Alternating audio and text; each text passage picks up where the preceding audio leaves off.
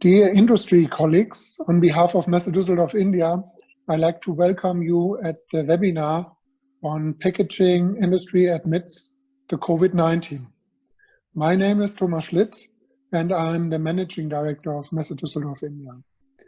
In today's interactive sessions, questions like how is the packaging industry coping with the COVID-19 and what does it need to come back? Further question, what are the hygiene and automation techniques that will help in the future will be discussed in today's session. Please welcome with me our esteemed panelists. This is Mr. Sribash, Dasmohapatra, Executive Director, the Plastic Export Promotion Council, Mr. Subodh Gupta, Chairman, the Indian Institute of Packaging and Director, Triveni Polymers, Professor Dr. N.C.Saha, former Director, the Indian Institute of Packaging, Chairman, Sectional Committees, Bureau of Indian Standards, Government of India, and Honorary Member of the Asian Packaging Federation.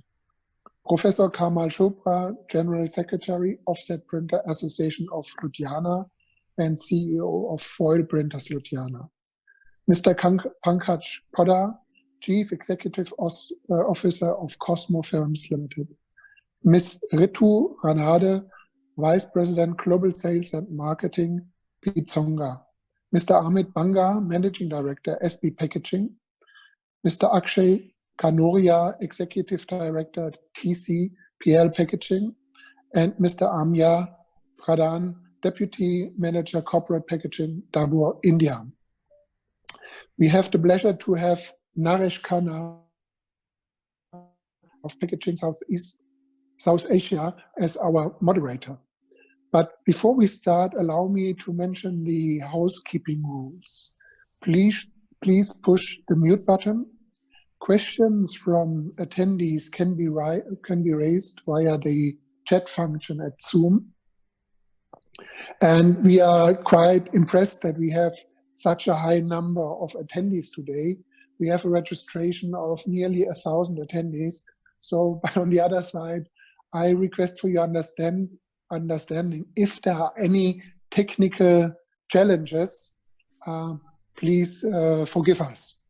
So I like to hand over to Naresh Khanna to take over the moderation of today's webinar. Naresh, please.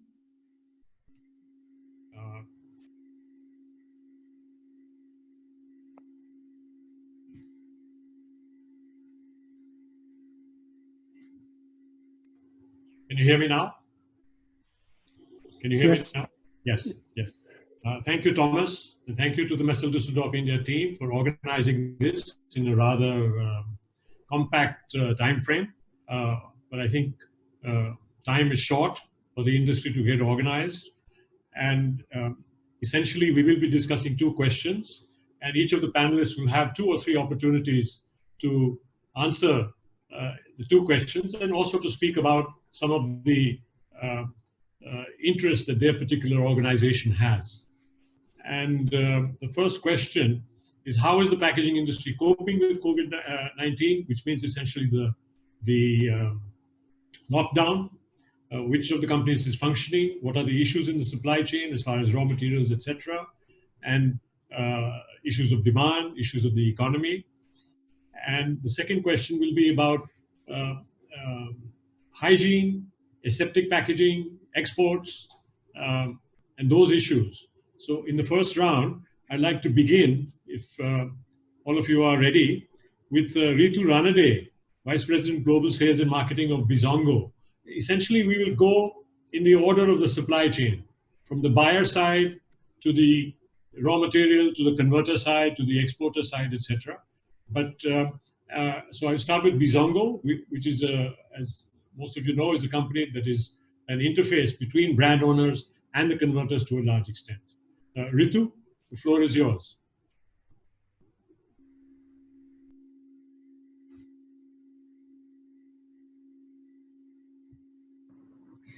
Absolutely. Thank you so much, Naresh, for welcoming me. And I welcome as well all other panelists. Thomas, thank you for the introduction.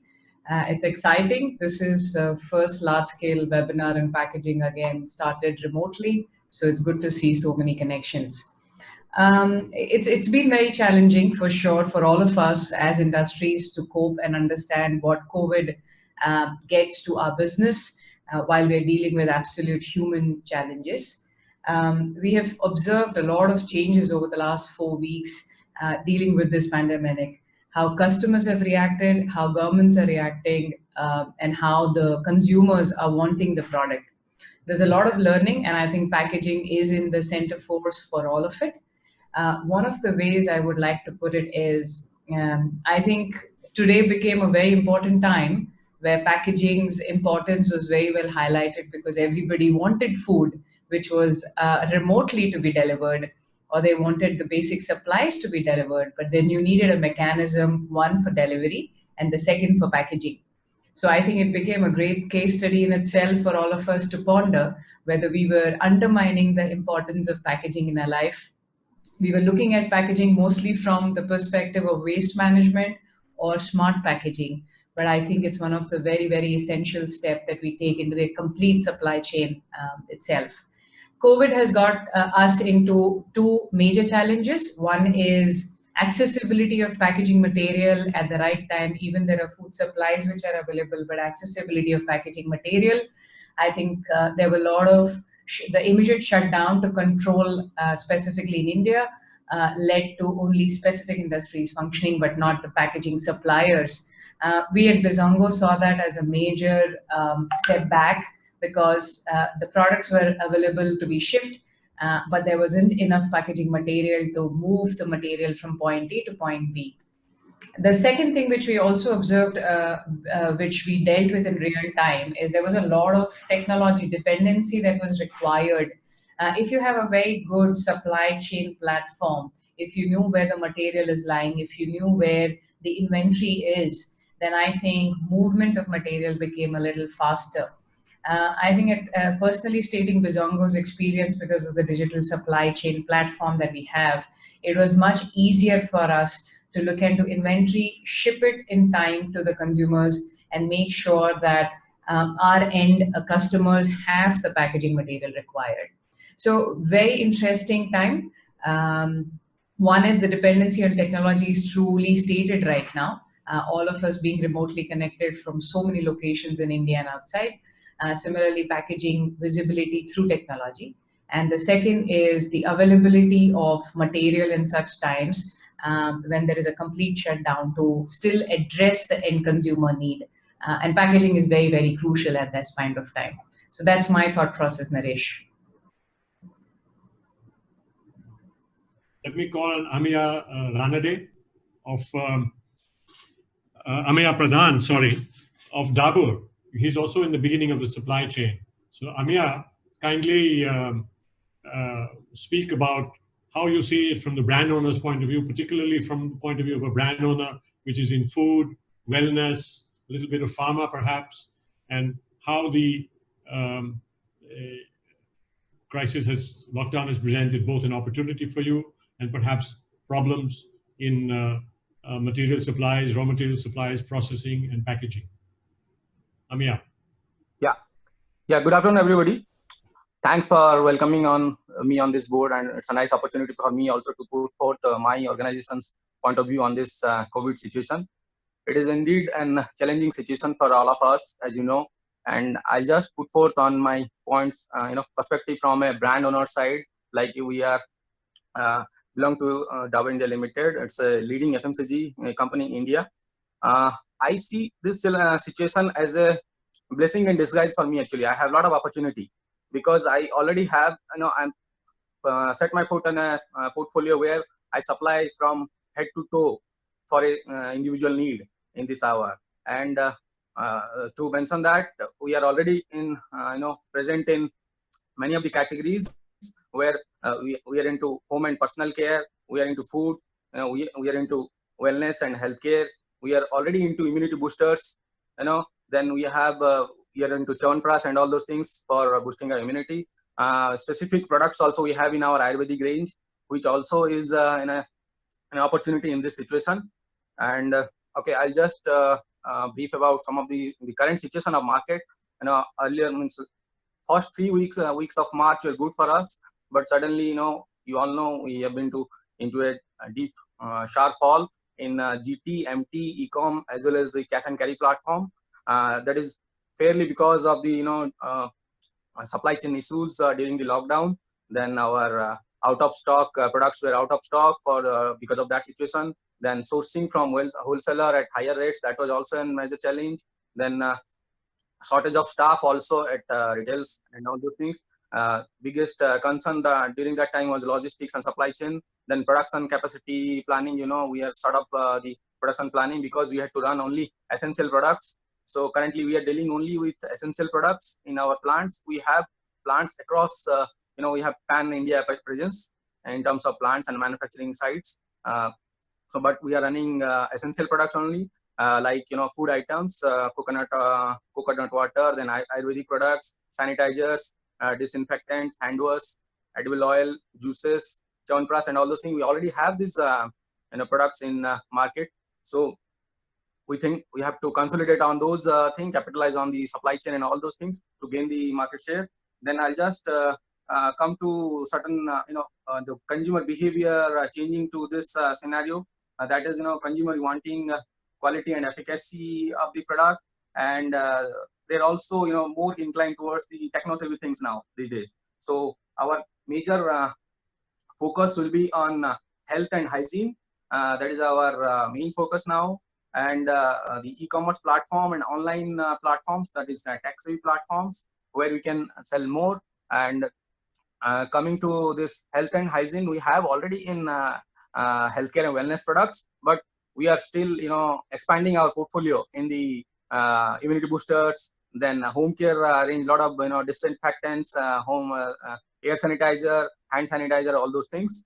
We are stinking our food there also.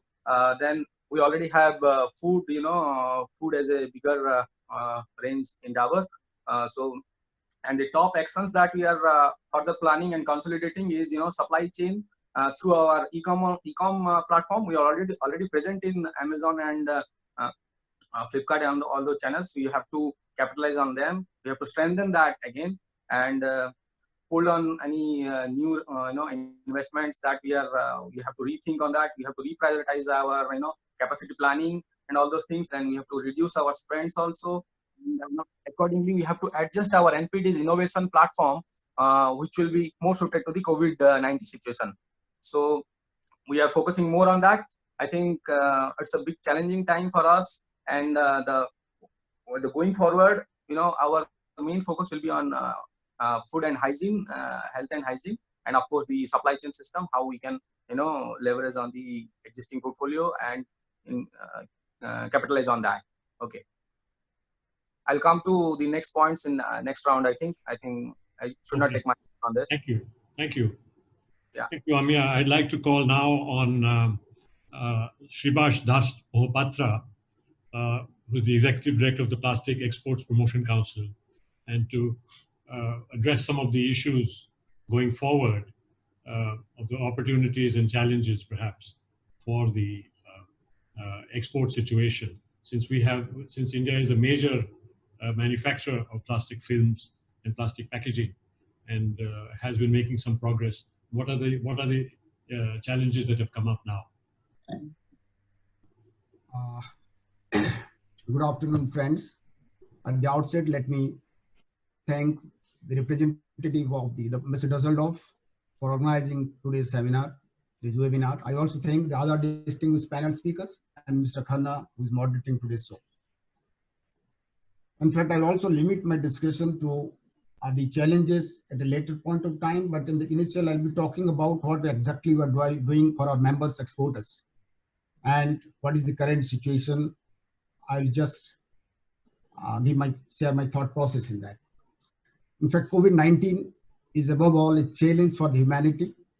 Staying together, the choice of today across nation, religions, race, and beliefs. While we struggle to stay safe and healthy with many more constraints, we are able to see our industry gets more attention than before. Let me tell you all, plastic was, plastic is, and plastic will stay the basic choice or the best choice of packaging. Needless to mention that plastic packaging is used to keep the food hygiene, as some of the speakers just mentioned, and benefiting all of us. Personal protective equipments like body covers, gloves, face masks, medical disposables, and other packaging materials that is required for essentials like medicines, that is disinfectants, milk, and many more, and sanitizers. Having said that, in fact, it is our endeavor to render the service at the time of their need. We at the Place Council have been continuously engaged with various stakeholders to ensure that those who are manufacturing these essentials products or any other plastic products related to these essentials is able to get the necessary permissions and play an active part in the battle to ward off the novel coronavirus pandemic. Over the last 45 days, in fact, I'll be happy to say that for the last 45 days, in fact, we have been working almost 18 hours, taking up with the various representations, various concern of the trade with the various authorities, be it PMO, be it Ministry of Commerce, Ministry of Finance, DG Shipping, Customs, IBI, DGFT, etc. So this is the process. We are committed to provide services to our members and will continue to do that. Probably I'll take up the other issues at the next round, Mr. Khanna, because you have told that it will 2 to 3 minutes. Thank you, Dasmohapatra. Now we go on to Shankar Podar, Pankaj Podar, sorry, of Cosmo Films, who is also in the film and plastics manufacturing segment. And Pankaj, kindly speak about how your plants and factories have been running to capacity or not to capacity. What have been the challenges during the lockdown? And how do you see the situation going forward? By the way, we have 665 participants, so 635 participants right now. So I think technology seems to be working. Okay, Pankaj Podar. Yeah, hello everyone. Indeed, there were initially challenges when we had to restart the plant, getting the people back in the plant, making them feel that we have done every possible arrangement to provide the safety of people. How many days were you shut down? So we were shut down for roughly 10 days. And so we initially shut down all 3 plants in India, and gradually, I think by the beginning of April, all 3 plants started. We are still not running some part of the capacity just to ensure social distancing within the plant. But I would say almost 70 to 80% of our capacity has been started. Government has been quite helpful in passing the notifications based on the various representations received from trade bodies and industry. So what I could see is that medium to large scale industries have been largely been able to operate, especially who are there in the field of essentials. However, the small industries are still facing challenges because there are certain obligations in terms of medical insurance, making the employees stay closer to the plant. And I could see that a lot of small industries are facing those challenges and not able to start. The other thing is that as we move along, the demand has come down quite drastically, because one is that a lot of supply chain mechanics are not working. At the same time, even if supply chain part of that is working, the consumers itself are buying less. So I think government need to bring that confidence back slowly and gradually, because otherwise what may happen is that industries may run now, but sooner than later they will dry up and they will have to cut down their capacities as such. The other issues that are still there is continuously building up the confidence of employees. Second bigger challenge is import and export, where customs is yet to ramp up to the full capacity. So there are some containers which are stuck up there. The third thing which I think the government can do is to provide a lot of benefits to the industry at this stage, especially to the industries which are not able to operate or operate at a significantly lower capacity. and especially those who are struggling already. I think there is a need for some kind of a relief package over there. But I think in general, government is taking steps, and one important point that I would like to point out here is that companies who shifted to sustainable material, which basically mean that they shifted to mono material structures, they were able to ramp up much faster, because they had to bother about lesser number of packaging material. I cannot share the live examples, but we had some customers like for soap and for some other products, later on shampoo pouches, food, biscuits, etc., who had shifted to mono material structures. They were dependent only on one material, and therefore they were able to ramp up their production much faster for those products.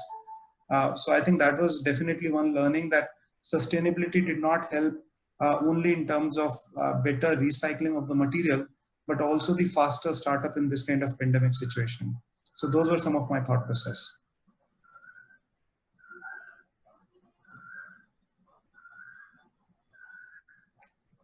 We can't hear you, Naresh.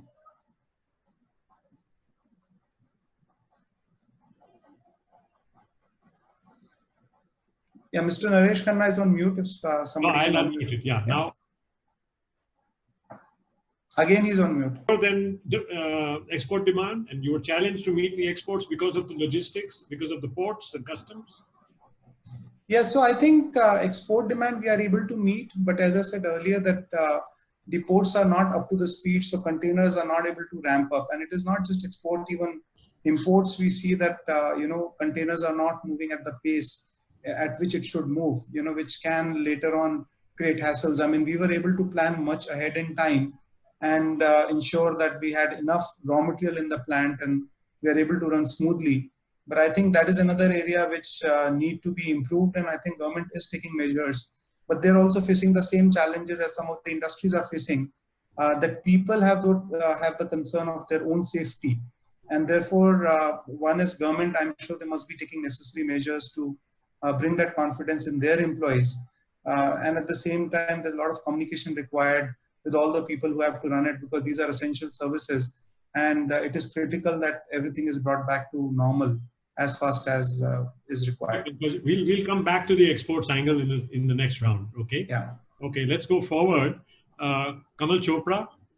Kamal, are you ready to speak a little bit about what is happening to the printers in the small and medium sector, especially in the paper-oriented sectors and mono cartons and corrugated cartons? Yeah, yes, sir, I'm ready for that. Go ahead. Yeah, actually, I'm thankful to Pankaj for touching that point. Actually, I'm representing small or micro industry, which is suffering the most these days. Maybe it is a printing or a small packaging house, all are suffering. We have noticed in just a few weeks, a virus, a 10,000th of millimeter in diameter, has transformed all the democracies. States have shut down business and sealed the people indoors. Medical and electronic privacy are about to be cast aside. It is almost dramatic extension of the power of the state since Second World War, one can say. One taboo after another has been broken, not just in the threat of fines or prison for ordinary people doing ordinary things, but also in the size and scope of government's role in the economy. New normals are being designed for your living style and to run your factories. Sir, I would like to add here that in India, we have near about 250,000 printers. If we divide the printing into two sectors, one is commercial printing and another is packaging. As far as packaging is concerned, packaging is developing and will develop till the population grows on. If you come to the commercial printing, we can again divide it into two parts. One is books, newspaper, another is small jobs like pamphlet, stationery, poster, invitation card, calendar, etc., etc. Sir, more than 85% printers are doing these small jobs. The new normals which has been introduced by the government may not be possible for them to follow. Sir, the packaging house, as Pankaj said here just now, and all other speakers also, they are running, maybe not full capacity, maybe for the lead capacity like that. But not a single printing unit is running due to these formalities. We are not doing any life-saving drugs or anything like that so that we can run the factory. So people are sitting at home, exhausting their money they have, and government tells her to pay the electricity also, pay the bills also, pay the tax also, and above all, pay to the employees who are not working. That's the misery of the small printers, from where the money will come and from where they will pay. One thing.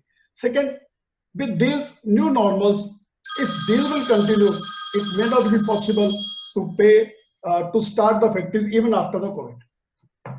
Because I feel, as far as my calculation is, when the state has the power, they will not leave the powers.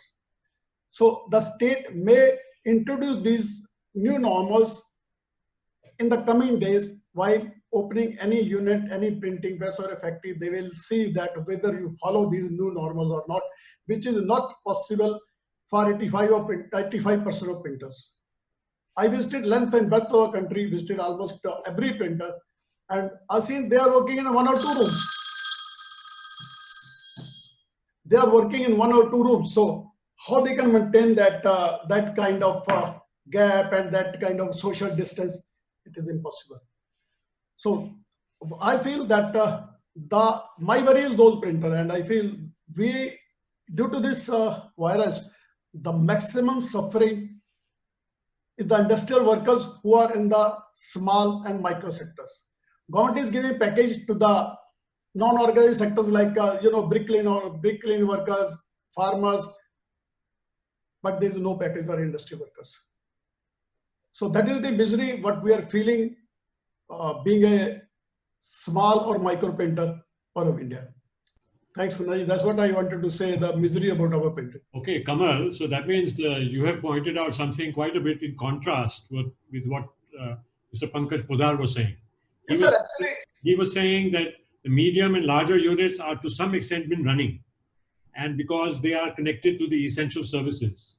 But so far, the small and micro industry is in desperate situation, in a totally different situation than the packaging industry as such. Yeah, yes, sir. In my city, we call Ludhiana as a packaging city because in my city, more than 85% printers are doing packaging. But they are very small packaging houses. They are suffering. They are closed. They are not. It is not possible for them to run. Okay. So they are feeling the more miseries. Okay. And even after this, see, somebody has produced the things and now the customer is not taking. When the epidemic will be over, we have to start our factories afresh. Yes. Because we are not able to supply now till after the opening. They will say now we don't need it, and the bills will not be paid like that. So these small and micro printers are suffering. Maybe these are in printer or packaging sector. They are suffering the maximum. Okay, let us see if we can address this in the next round or the next round. But it's really, but your situation that you're describing does describe the situation of a large number of printers in the small, micro, and medium industry. And it is something that the packaging industry, which is relatively organized, it is also fragmented, but relatively organized, should pay some attention to. And as an industry, we will have to address this issue. Let's go on to the next speaker. That is Akshay Kanoria, who is from TCPL Packaging. He's the director of TCPL Packaging, which is a company that does both monocartons, corrugated cartons, and flexible packaging. So Akshay, I would like you to address the situation that you have been facing under the lockdown and how you see the economy and the packaging industry coming out of the lockdown in the segments that you are involved. Thank you very much, Mr. Khanna, and to the Messe Duesseldorf team for inviting me onto this platform. I hope you all are able to hear me fine. So, yeah, just to introduce ourselves very quickly, we are based in Mumbai, but we have factories all over India. We supply to large multinationals and Indian companies in the FMCG, food, liquor, tobacco space, predominantly, as well as pharmaceuticals. We are mostly into offset printing, but we also have gravure printing lines, and we have flexible packaging as well. So we are buying film, we are buying paperboard, and we're converting on those substrates. We actually were cognizant of this COVID pandemic. I think as early as March, we were talking about what we'll do when when our office has to run at 50% or 25%, then how will we deal with it? I think 1 week before the government declared the shutdown, we were already in all our city offices at 50% attendance. So, I mean, we foresaw it to some extent, but I don't think we ever realized that we'll be facing this kind of a total lockdown and total shutdown for such a long period of time. So it took us some time to get approvals from the local governments wherever our factories are. We are in Silvassa, in Goa, in Haridwar, and in Guwahati. So it took a different amount of time in different plants, and in different places, the local governments had different rules as to how many people we can get and how many hours we can keep the people working, and the total number of people, how will they come to the factory. These kind of things are dynamic based on different areas. So as of now, we are running, I mean, this month we should do about maybe 25-30% output if we're lucky. Where all that material will go is another problem, because placing transport, as Mr. Podar said, export is a big problem with the containers, and also raw material is a big problem because the paper mills have just started ramping up. So we are right now kind of using up a lot of stock that we have lying, but I don't know what's going to happen in the future. I think the major constraint though for any company during this period of time is cash flow. You see, growth and profits and all of that is subordinate, because those are notional things. The really important thing is to survive through this crisis, and the only thing that's going to get us all through this is having strong cash flows coming in. So we may have to take certain short-term sacrifices, whether it's on salaries or other things, in order to ensure the long-term survival of our companies and of our industry. And for that, we also do need a lot of support from our customers. We can ask a lot from the government, and we must ask, we should ask, but that's always out of our hands and completely unpredictable what the government may or may not do. But we can certainly work as an industry and try to get some sort of compensation from our customers, because you see, when your plant is running at only 30 or 40 or 50% and you're working at very tight margins, your cost of conversion really goes up. Notional cost and real cost actually goes up a lot. So we need support from our customers at the end of the day, who are predominantly larger, more cash-rich companies. So whether it's in terms of pricing, payment terms, movement of material, we tend to sit on a lot of finished goods or raw material. So all of those things are supportive and are very much required. Yeah. Akshay, because I'm sorry, I couldn't hear the first part of what you said. No, I was just saying. Yeah. You're saying well said. The point is that the converters I have been talking to in the carton industry, in the label industry, some of them have been operating at 10%, 15%. So when you are saying that you can achieve possibly this month 25%, 30%, it means you seem to be relatively ahead of the game. But the points that you make about the constraints of cash flow and support for customer, I think these are very important. And maybe we will get a reaction from the gentleman from Dabur in the next round on that. Yeah, actually the amount you can run or not run is also, there's two things. Firstly is your customer profile. So we are working with a lot of food companies, and a lot of pharma companies. So they've given us these sort of notices that, you are an essential service provider to us, and without you, we can't run our factory. And the second thing is, I think it's very ad hoc, the kind of decision making at the local level, like who to give the approval to and how much to give approval for. So I think a bigger company tends to get more attention from the government.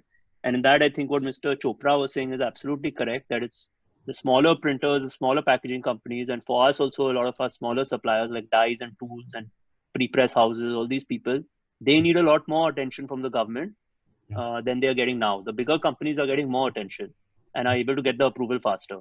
Yeah, I think what you're describing is that, and what Kamal is also saying is that there is a grim side, a very unfortunate side to this entire crisis also, which might lead to a serious shakeout. And cash flow is absolutely a dismal problem for small and micro industries. And they have no recourse to the banks, unlike the medium and larger industries, although they also suffer Because when the RBI gives some kind of a relief, that relief is taken up by HDFC or by Reliance to improve their situation vis-a-vis their debt. And the money never reaches even the medium and larger industries in our converting sectors or packaging sectors. So yeah, absolutely. The situation is very, very serious and requires a lot of careful interaction with the government, and requires some meaningful numbers from our side also. And actually clear demands as to what can be done as far as GST, what can be done as far as some of the ESI money being taken to pay employees perhaps who are earning less than 15,000. Some of the other suggestions I have seen to allow working up to 12-hour shift without paying double overtime. That could also be important as we come back into production. So let's go forward, let's go on. I call on Mr. Subodh Gupta of the Indian Institute of Packaging and Triveni Polymers. Mr. Gupta, kindly share with us how you see the industry coming out of the COVID-19 crisis and the lockdown. So thank you, Nareji, and I really appreciate Messe Duesseldorf for organizing this webinar. You see, during these turbulent times, packaging industry is actually playing a very pivotal role.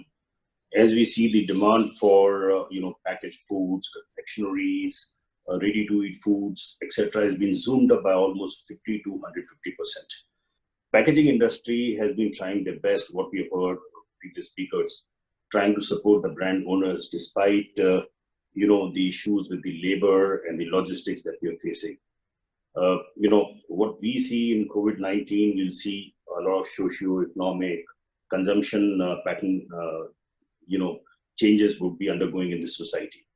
Now, however, packaging industry, in this country had been almost about $28-30 billion industry, which was growing till COVID at about 10-11%. Going forward in the short term, we may have, some challenges because of the startup of the various sectors. But food and pharma are still going strong, and in fact, the packaging industry today has not been able to meet their demands. A lot of pharmaceutical industries which have been running, they've been running anything between 40 to 70% of the capacity, primarily due to the supply chain constraints that we have. But packaging industry is still, according to me, in a much better state when we compare it to many other industries. And I'm sure packaging industry will come out faster from this COVID than we see the other industries. We at IIP as well. And before I tell you what kind of actions within IIP we are taking, just for the benefit of everyone here, IIP has 3 core activities like testing, certification, education, training, and R&D.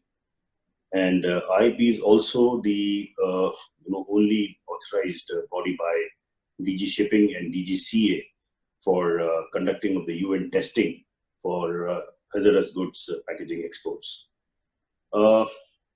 What we have done in IIP, to help and support the industry, we have extended the date of the UN testing, which normally would expire on the 31st March, till 31st May for now. And that is being done without any cost. Secondly, we are also, on case-to-case and urgency basis, conducting the testing which is required by the packaging industry and giving them the online certificates.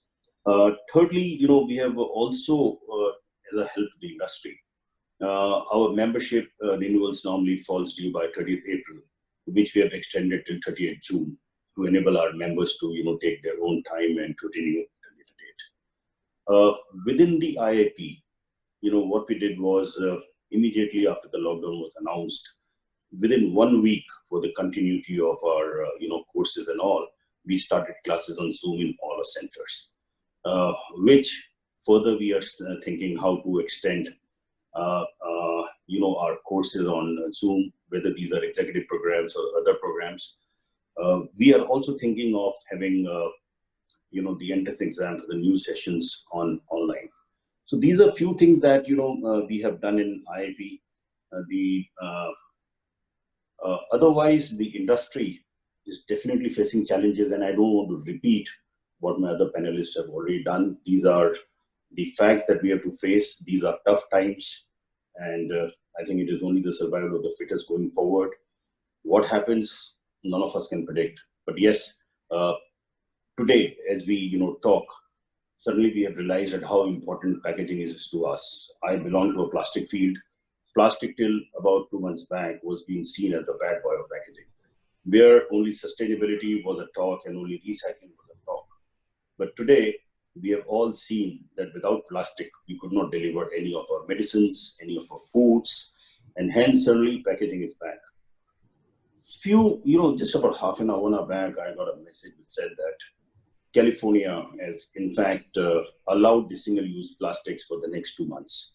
I'm not saying that single-use plastic or the other subjects or recyclability take a backseat. No, but what I'm trying to point is that we have all realized the importance of packaging in our daily lives. Thank you. Okay, thank you. Let's go on to Dr. Saha. Dr. Saha, you'd like to speak about the overall situation? Dr. Saha? Yeah. Thank you, Naresh. And first of all, let me express my sincere thanks to MDI for organizing this such a beautiful topic on packaging on this COVID-19 time. I think it's the high time to understand about the packaging. I was really amazed to note that you have mentioned about 635 people have registered. That really gives me a pleasure that how packaging has become so important. I spent my last 30 years in the Indian Institute of Packaging, and all the time we have been talking that packaging is such an important subject. But I think other than the FMCG company, no one has given so much importance on packaging. COVID-19 has really made an importance of this subject. And today, even the consumers, they have realized that packaging is not only keeping a product inside a packet or a container. Today, industries are facing that it is a big and a primary role for the supply chain management. All of us, we have been experiencing this COVID-19, the pandemic. I think the world is witnessed in this type of pandemic almost after 102 years. The reports say in 1918, there was a Spanish flu, which has already taken about 25 million lives. And here also we find more than 2 lakhs people have died across the world. India is doing an excellent job because of the lockdown stage, but the lockdown has made a lot of challenging for mainly the industry. When I talk about the packaging, we say that packaging and the production of any commodity, it's an integral part. And if you look at about the statistics what the PIDA has published, 65% packaging consumption goes for food product, followed by 20% is pharmaceutical, 5% cosmetics, and the balance for other product. When the huge quantity of packaging is going to the food and pharmaceutical, that becomes really the core sector. And today in the lockdown stage, every consumer industry, they are facing a huge problem about the supply of packaging. Ritu was talking about the supply chain. The Bizongo, she said the product is available, there is no packaging. Accessibility becoming the biggest issue. That's true. Today, the pharma industry, because this is an essential commodity, they have been working round the clock with about, Subodh said, 40 to 50% labor. The same thing is happening to the food industry. The processed food industry today, you go to the grocery shop, you find all the shelves are empty because the products are not coming to the market. Just 25% people are working and they're able to produce it because of there are a lot of constraints, the manpower is not available, people have rushed about all this laborer has gone home, and that is creating a problem. But I take it in a different view, Naresh. I feel that every problem we should look about the positive part. We believe that today the Singapore study say that by 18 June, India will be 100% free from the coronavirus. It hopes so. They say that by December 6th, the whole world will be free from coronavirus. That's a study by the Singapore University of Technology, what has come to the NDTV today morning, what I saw that. I take it in a positive view. I believe the post-COVID, what is going to happen? The post-COVID, I feel that there is a huge boom of this industry and that will come to the packaging industry. The biggest boom would come to the processed food industry. There will be huge demand of the food because you can imagine today there is the big sector, the hospitality sector is closed down. The hotels are not there, restaurant is not there, aeroplane, railway, everybody is closed. Once it is open on after the coronavirus, after this lockdown stage, there will all of a sudden a suddenly big boom will come of the demand. And who has to, how to deliver it? Then you need a huge demand of packaging is coming. I understand in India, we have more than 20,000 of the converting industry, and they have a huge capability that can meet the demand. But the question is a time. It might take 6 months to come to the normalized, bringing back all the labor, the workforce who has gone home, all the casual people, they have to come back, and that normal will take time. But here, one point I want to highlight it, out of this 22,000 packaging industry, almost 85 to 90% industries are MSME sector. And today they are in a big problem. Most of the MSME sector, many of the speakers has mentioned, they are not able to, most of the factories are closed today. And I'm sure after the lockdown, they will be opening it. They have a problem. Someone has said that there is a cash, there is a currency, I mean, there's a cash flow is a problem. That's not only that. There will be huge problem they would be facing, that how do they survive? How do they give the payback to the loan, the bank interest, the interest to the bank loan? How do they survive the operational cost to the salaries, PF and so on? So here the need of the hour to, once we have a capability of the packaging industry, we know we have a capacity, we have the technology, we have a demand on the other side. Post-COVID, there will be a demand. The question is how to balance it. There we need a government support. The policy of the government strategy has to come in such a manner that 90% packaging MSME sector to be retained, and we have to really boost up their moral courage. Otherwise, there will be big chaos. There will be a production. There is no packaging, so you can't really deliver the products to the consumer. And that's, I feel that this is coming a big challenge. Post-COVID would be more challenging than what exactly we are facing. Right, Naresh? Saha, yeah. We are almost on time. We're almost running on time. So I will ask Amit, but two things have come out already very clearly. One is that there is a huge crisis in the MSME sector. And number two, what has come out and what Mr. Gupta said is very serious. He said survival of the fittest. So does that mean there will be a shakeout going forward? And this is quite a serious consideration, that survival of the fittest on what basis? Who deserves to thrive and who deserves to close their industry? And the financial structure also of the entire country, right from the RBI down, has to be something that has to be understood by the packaging industry and addressed in a meaningful way. That means we have to learn to talk to the government in a meaningful way, in a coherent way, so that we can present actual demands, which they can also support us with. And of course, also as Akshay said, the consumer product industry must also support us. The suppliers must also support us. And this is, which means we must also have a program of reaching out to the relatively larger companies. And although the packaging industry is seen as better off than the commercial printing industry, and the medium and larger companies in that, as Akshay pointed out, seem to have more clout with the local authorities, we are still not high enough on the totem pole in many cases. We cannot compete with the large banks and some of the larger corporates for the with the financial institutions. And the financial institutions are somewhat entangled in their own mess, and they are not able to pay attention to our standing holistically, you know, beyond the ratings that they have and other kinds of issues and things. Now let us go to our last speaker in the first round, Amit Banga of SB Packaging, who I believe has been running right from the beginning through the lockdown. And I would like Amit to also address the issues of the employees, which has been brought up by others also, that how have you dealt with the employee situation? Have you been able to give them housing within your plan? Or is that a problem? Or is it difficult to actually get the employees back? And I would like you to address that issue also in the recovery process and the work during the lockdown. Amit Banga? Thank you, Mr. Khanna. Thank you very much. Now, first of all, I'd like to thank the organizers, Messe Duesseldorf and interpack, for organizing this interaction. It is very nice to interact with the industry during this time of lockdown. Thank you, Mr. Khanna, for introducing me. So we are located near New Delhi, 1 hour away from New Delhi in Haryana. So it's in the NCR, and we are in the middle of a lot of action right now.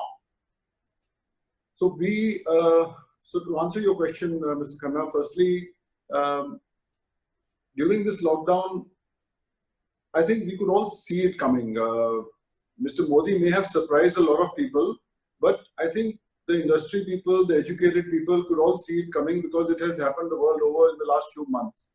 So we started creating panic. I mean, I would emphasize on the word panic because Mr. Modi also created panic when he came for his speech. And the panic was only to make people aware that this threat is real and this is imminent.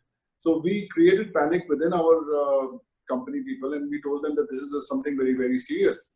And so we started all the social distancing and the hygiene thing and mask and temperature checking right from the beginning of March.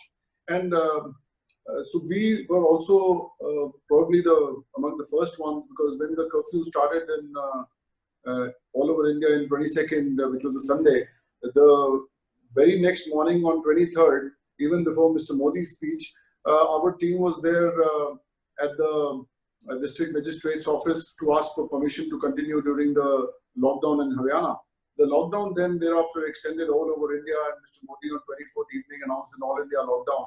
But I told my team right on day one, listen, see, I said, I'm afraid like you are. We are very, very scared. I'm very scared for you. I'm very scared for me. I'm very scared for the whole world. But we have to think from the mind and not from our, the fear cannot be the basis of our actions. Our actions have to be governed by logic. So I said, this is a 21-day lockdown. It is not going to end in 21 days. We all know that. There's going to be another 21 and another 21. So we should look at a longer term perspective that at least 3 to 6 months, it's not going anywhere, and we have to look at it for 3 to 6 months. And we started preparing ourselves accordingly, and we relocated a lot of people who were using public transport. They came, we hired accommodation around the plant. The accommodation was private, so we are able to control who is coming in, who is going out. Then we started our own private vehicles. The buses that we have, they carry now only one person per seat of 2 people. So instead of 60 passengers in the bus, only 30 travel, or 20. And we've got more private vehicles hired to transport the people. We've also educated our people in terms of how anything coming into their own houses, you know, for example, they are buying food, so any food material that is coming into their house, how they should sanitize that. So we would like that all our team is, you know, as Mr. Modi said, the Lakshman Rekha, the line of control. So the line of control around the workers and around the employees and around our team should be so strong that nothing can go through that line of defense. So our focus has been to really, you know, we've mapped out each and every employee in the company today. What is his personal threat? So each and every person is individually educated about the personal threat that could be there to him, because whatever threat is to him is also a threat to the entire team, because we are all one right now. Even despite the social... interrupt you. I mean, what was the demand picture for you? Okay, were you so able I'll to come to that. No, I would like to present, since there is no government person here, and I don't need to present a miserable picture of the packaging industry. I'm actually going to present a very, very optimistic view. So I would say that today, amongst all the manufacturing industry, packaging industry is one which is running. The capital good industry is totally right now down in the dumps. But because people are consuming, the consumption story of India is still very much on. The food, medicines, hygiene products, all consumer products are still being consumed, whether people are in their houses, whether there is a lockdown or no. So I would say the consumption, since the consumption story is on, the pipeline leading to the consumer's house is getting dry.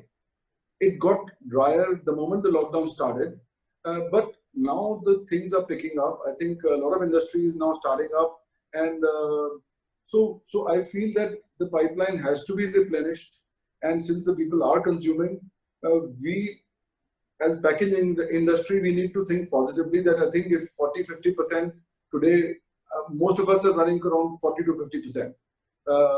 I would not really agree with the earlier Mr. Chopra presented scenario that totally closed down. I think whoever is selling a consumption related product, and packaging is an integral part of all consumer products, I think they would be running at least 25 to 50% on a very conservative note. So are we. We are also running at around 50%. Now that our customers are also opening up gradually, the demand is starting to come in because people are consuming. So the consumption story is still intact. So I think we are in a much better space than most of the other manufacturing sectors in India. And as regards cash flow, now I would say if we have, since the banking channel is totally working, and if we have our customers, whatever we supplied in the March quarter, the payments will all start coming in June quarter, whether it's 30 days or 90 days. So everybody's inflows are happening, but the outflows are still not happening in the same pace because we are not buying raw material in the same place. So therefore, our working capital requirement is actually maybe 50% or 25% of what it was earlier, because all of us were carrying stocks. So I would say everybody would be in a cash surplus situation right now, though this cash will really come in handy in let's say the September quarter. So presently cash flow situation, I don't think people will be tight on their cash flow because the payment should be coming in and they don't have to spend any money right now. So that is my perspective entirely. And from people front, I think if the people are really feeling secure, they would continue to come to the company. There was a challenge in the beginning when Modi ji said that the salaries have to be given and people don't need to come. So people, getting people initially was a big challenge. But I think after the first 1 week, everything was, positive. So that was first 1 week was a little tough, but after that, I think we've been managing to keep things afloat. Okay. Now, so today, I would say that from cash flow, from material supply also, our suppliers have all opened up. I mean, all the ink companies are supplying. Polymer, there is no shortage. It's available. Polymers are available. Though we did see a lot of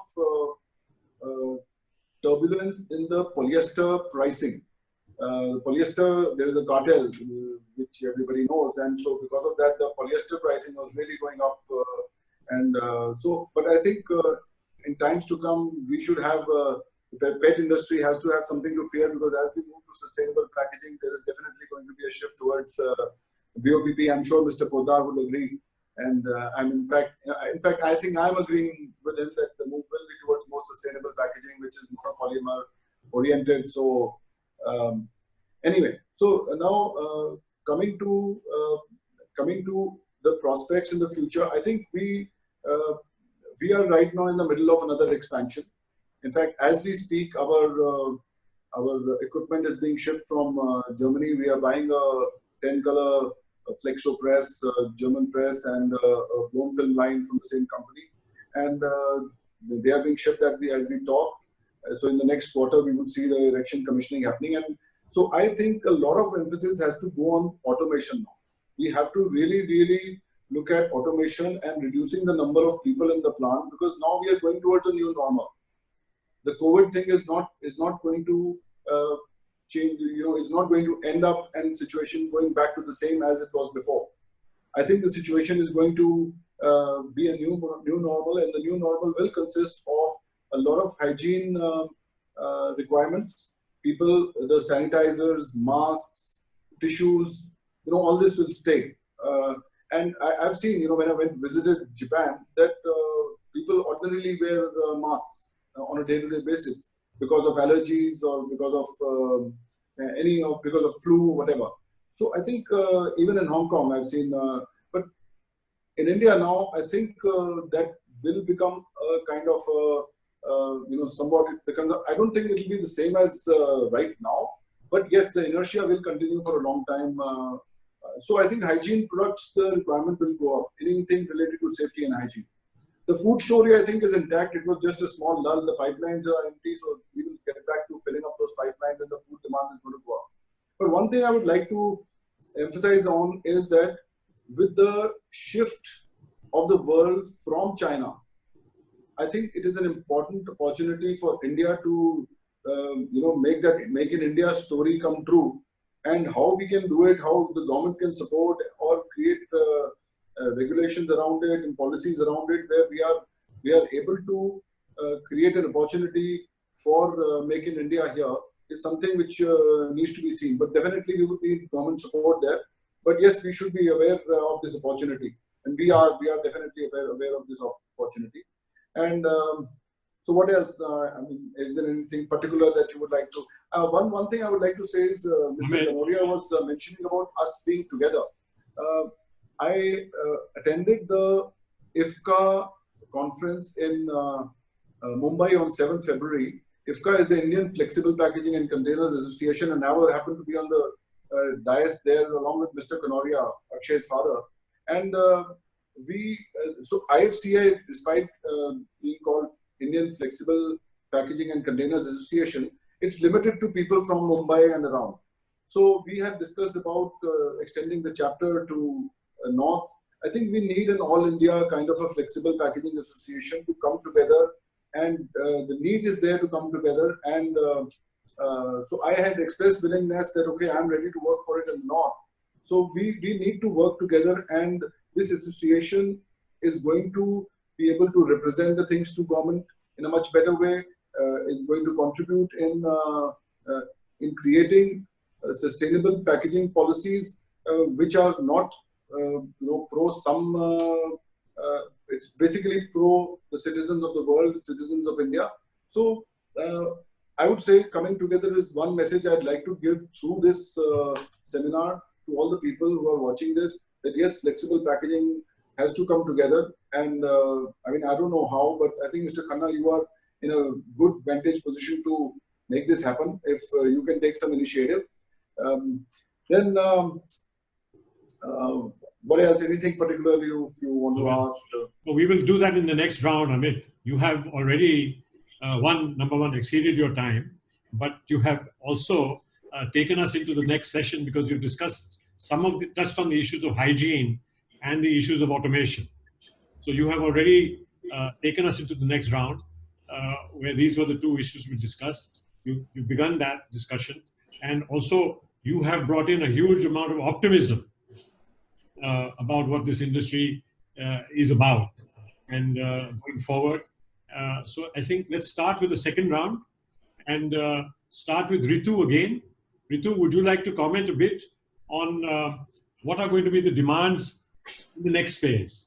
As Dr. Saha said, there is some expectation that the situation will change, if not immediately on May 3rd, but possibly by June 1st or June 30th, there is going to be a sea change in the actual situation of the pandemic, and certainly in the issue of the economy coming back.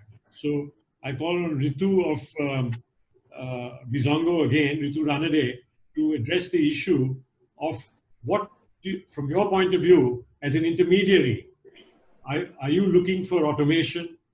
Are you doing social and technical audits that have to look after hygiene in the packaging plants?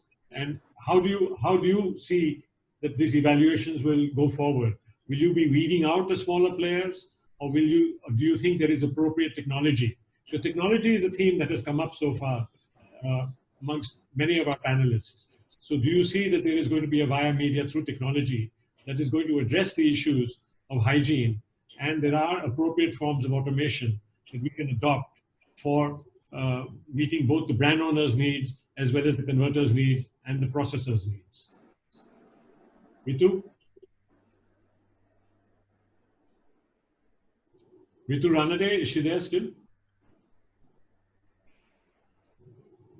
Or maybe we can go back then to Amia Pradhan of Dabur.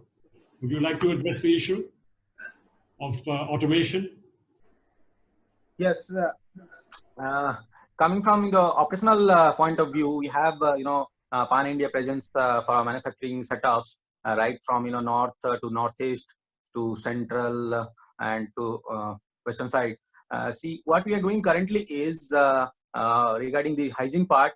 We are right from the doors. For every entrant, you have a thermal scanning process. Then it is followed up by the sanitizer, hand sanitizer. Then we are providing them the PPEs, the face shields and all. And we are as you know, as per the government guidelines, we are running only essential products. So we have limited our capacities. So we have limited our manpower also, resources for that particular, run of production lines. And for our contractors also, we are providing all the PPEs. We are all, going through all the guidelines, given by the government health authorities. And we have our chambers in place in plant, automatic chambers, wherein you go through the chamber, you will be getting into the disinfectants. Your body gets disinfected by those things. So, and we're also providing them, all support in the plant inside. We are providing the lunch and all. We are not allowing them to go outside during the plant during the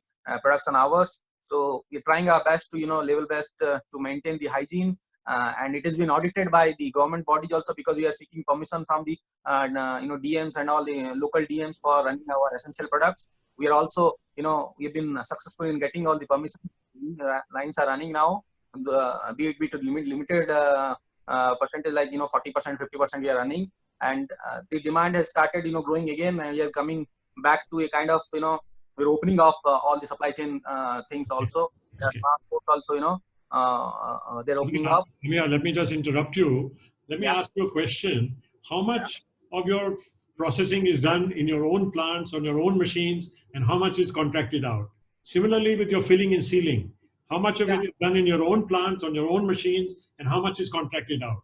And how will you control the contractors compared to your own? Yeah, it is kind of, 60 to 70% labors we are working with, contract labors. And production lines, if you see, most of them are our in-house high-speed lines, so high-speed lines, you don't have to bother much, because it is already running with automation. There is limited, manual intervention, but wherever there are manual intervention is there, we are, we are going through all the guidelines given by the government health bodies. So we are providing them all the hygiene and hygiene things. We have chambers in our plants also, and we are most importantly for our contract laborers, we are not allowing them to go outside and have their day-to-day activities like lunch and all outside the factory. We are providing all of them inside the factory, and they have to go through all the processes of hygiene till the time they reach the lines. So that we are. Let me ask you, Amia, a little bit more pointed question. Yeah. Do you and your team go to places like Interpack or to other exhibitions looking for now more advanced automation from the point of view of the hygiene issues that have been raised by the COVID-19 virus? Right, we already some of them are in pipeline. We are looking forward to that. Once this situation eases out and the lockdown, all those things go up, and we come back to the new normal things, we are definitely open for the discussions with the solution providers.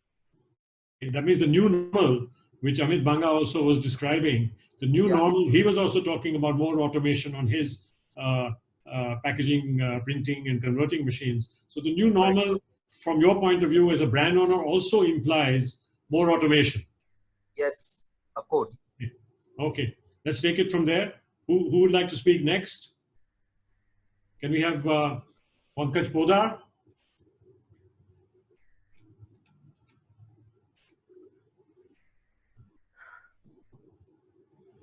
Can we have Pankaj Podar? Yeah, hi. I was actually on mute, so just got unmute. I'm taking you out of turn, but I think to get things moving, it's important. Yeah. Okay. You want to speak about the export opportunities and the challenges also? Yeah. So, see, first of all, I would like to thank everyone, who is now able to go out of home and get the thing started. Obviously, it starts with Cosmo employees, but also all the policemen, the medical fraternity, and whosoever is going in these difficult times. I would really like to thank them.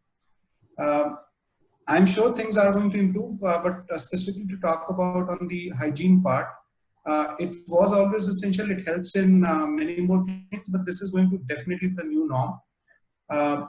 Again, from an automation perspective, we are looking at becoming paperless. We are going to look at anything and everything that can be converted into digital. We are also looking at automating, like our packaging lines are not as automated as we would love to.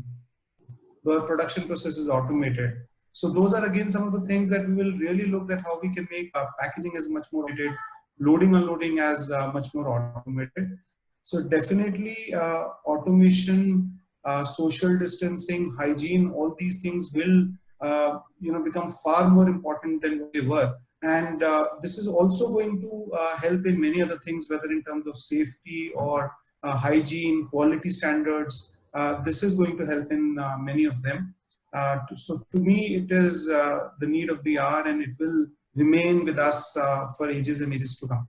As far as the export is concerned, I already answered earlier also that things, at least in packaging industry, are gradually getting back to normal. And as Amit even said, that we are a more fortunate industry, that we are able to operate and are able to scale up. So this is very exciting for our industry, and I'm sure for other sectors also, now that the government has started to open up from 20th April, things will start looking up. It is important that customer confidence is brought back, and I'm sure as an industry, and we all of us have to play a role there to ensure that employees are being taken care. If every company starts taking care of their own employees, I'm sure that will send a very positive message to the world at large. So we, together share that responsibility of making sure that there's a lot of positivity all around, so that things get better. And I'm sure human beings have done it many times in the past, and we as a race will again do this again collectively. Thank you. Pankaj, I have two more pointed questions for you. One is that do your plants, filmmaking plants, actually operate in a clean room environment? Are they sort of clean room environments in any case, or do you plan to escalate that? Because I've seen that recently in Gujarat, in one of the converting plants, which has now set up an exceptional level of clean room facility and evacuating it out of the plant, because it plans to make materials for, let's say, food packaging. Yeah, so being in packaging industry, we have to be BRC and ISO certified. As Cosmofilms, last year we participated in a 5S national level competition, and we were proud to get the silver award, and all our plants were certified as a gold category award. So for us, it was always a priority to have very high level of hygiene and cleanliness inside the plant. But I think what COVID is teaching any of us is the cleaning hands, using sanitizers, using face masks. Those are the other hygiene, and even the social distancing. I think as a part of the culture, we were not maintaining social distancing as such. But now I see that even the most uneducated class, the poorest class, who may not have been taught like this, but COVID is very quickly sending them the message that we have to maintain social distancing, we have to respect other space. And so that's a very positive thing for the country, for the people at large. And this is going to remain with people at large, and this is the new normal for sure. The point you're making is that beyond investments in plant, beyond investments in automation, there is a cultural transformation that is taking place. Absolutely. So it's already happening, and the more that we can educate, as Amit also said, that, we are also doing the same things, making sure that there is only one person who is sitting in the bus, making sure that on every table in the canteen, there is only one people and there is a distance being maintained. So all those precautions are being taken, and I think that's a very good learning for everybody at large, and this will be a cultural transformation for the country, for the companies, and for all of us together. But do you see, possibly, as a visionary part of the entire supply chain, do you see that the clean room concept will then migrate from raw material? It has to be there in the processing of pharma and food, it's a necessity. And then will it also migrate to the packaging material supplier? And will it also migrate to the filling and sealing situation, which is there in pharma to a large extent? But do you see that this whole clean room concept now, this investment in air conditioning, investment in air evacuation, and other kinds of temperature and humidity controls, dust control, will now become a part of all the segments of the supply chain? That you will have to deliver clean stuff, they will have to deliver clean stuff, and the next step will also have to deliver clean stuff. Will there be a cost attached to this? See, clean room is a much higher concept where you are even talking about air conditioning and much more cleanliness. I do not think that that may be the need of the hour. And in fact, centralized air conditioning, it is still to be proven whether that can result in more COVID cases. I do not think so. Clean room may happen in a bigger way, but definitely hygiene, 5S, sanitization, all those things, bringing the immunity part in the employees. Those are the things that would really pick it up in a very, very big way. And automation is another thing which is going to pick it up in a big way. And I'm sure the larger organizations would look towards becoming a paperless organization, use technology far more in the day-to-day operations. Okay, great. Because I think that's very valuable what you're saying, because it doesn't mean you have to spend tons of money necessarily. Yeah. This can be done through training, culture, skilling, procedure, process, and other measures, which will not necessarily cost tons of money, but will require a reform in the way that we work and are much more doable than the other thing. I think Ritu is back. Ritu Ranade of Hi, Bizongo. Naresh. Would you like to pitch in? Yeah, sure. In interest of time, I'll just be very specific. You had asked a question around how will industries come back, and the second is around hygiene and what is going to happen, what we are seeing today on ground, and how customers are asking us. So Bizongo plays a role in a complete packaging supply chain, right, from design to absolute product end, right? So first things first, for all the business holders who are here and the listeners who are here, there has to be a comeback. And I think some of the fellow panelists have clearly stated that there is going to be a recovery strategy, including financial resilience. That's something that we need to build. Operational plans and customer-focused moves will become very, very important. Not all customers will open. There was a stat said by Professor that 65% of packaging depends on food and pharma. So there's a lot of work that can be done there. You have to consider the entire supply chain requirement and accordingly have the production planning and the new areas which are going to come in. If you see, there are a lot of new smaller companies which have come up for fresh stock, fresh farm produce to be shipped. All of that requires a different packaging approach. So there's going to be a constant monitoring on this packaging inventory and the raw materials that are required. And that's the way forward. That's how we will all have to align. On something on hygiene, absolutely, two things. Hygiene and automation are going to be the primary anchoring points for all of us. Without automation, we won't be able to drive business at the scale once the lockdowns are out, once the supply demand stabilizes. There is going to be a lot of automation drive on what is accessible and how can you make the most in a limited period of time. Hygiene is going to be the biggest concern. In fact, if you see people, when the lockdown was partially lifted, people started ordering food-ins, and then one case in Delhi, and then everybody just stopped again. So hygiene is going to be super, super critical. We just had this very interesting conversation in the morning from Bizongo where we have our own brand and we're looking at a lot of parallel companies doing it. I do agree that that single reuse concept is going to go away. We are going to be giving sustainability away in comparison to hygiene and usability of a product. There is going to be a lot of concern on how food safety is going to be there. Basically, the world is going to change around zero touch hygiene, and then future would be sustainable packaging to go through this whole COVID motion. We are definitely looking at smart packaging coming big time in the market over the next two, three quarters, right? That's where it's going to lead to. Okay, so you've introduced a new concept.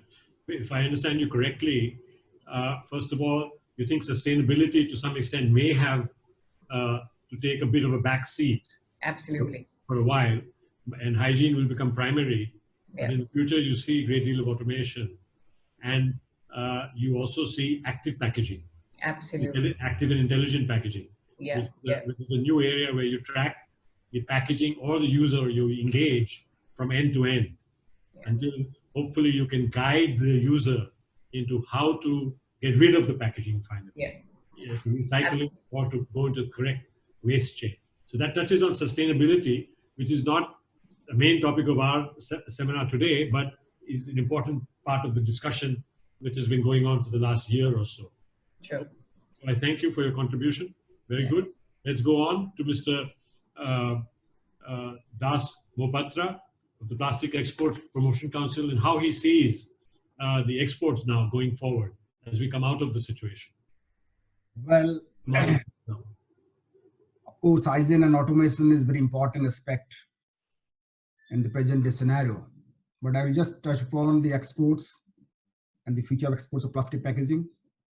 And during my course of discussions and things, I will also touch upon this, how hygiene is important in this today's world. Little louder if you don't mind. The post COVID-19 is not going to be the same as it used to be before. The pandemic is going to have lasting impact on consumer habits, resulting in more health and hygienic mandate for the plastic packaging industry. There will be more aggressive push towards sustainable packaging, what I could see. Hence, the Indian exporters would need to brace themselves by taking steps to ensure that the products that is manufactured is shipped from their factories 100% safe and hygienic. Probably using recycled plastics or less plastics per packaging may be also witnessed in future. Let me share the statistics, that is export statistics of plastic packaging, which is valued at $3.3 billion in last financial year. This segment contributes almost 1/3 of the total plastic exports, which is of $10 billion this financial. Last year we had around $11 billion. And this year, in spite of all these difficulties, this packaging industry has very marginal growth of exports in 0.8%. In terms of businesses, the other major changes what I could see, that both sellers and buyers would try to de-risk their business model by expanding their pool of suppliers and as well as customers. The dependency on a handful of countries and customers likely to be changed. At macro level, India has immense global potential as it is already a favored destination for foreign investment, considering the stable economy, cheap labor force, and huge skilled manpower. This is especially magnified now with growing concern among the global economies who had invested or were trying to invest in China. Some of my previous speakers have said that China is a great opportunity because many of the global economies are shying away from China, so India may be the best options for them. While the large processors can benefit through FDI in manufacturing, but the MSME sector in the long run will also stay.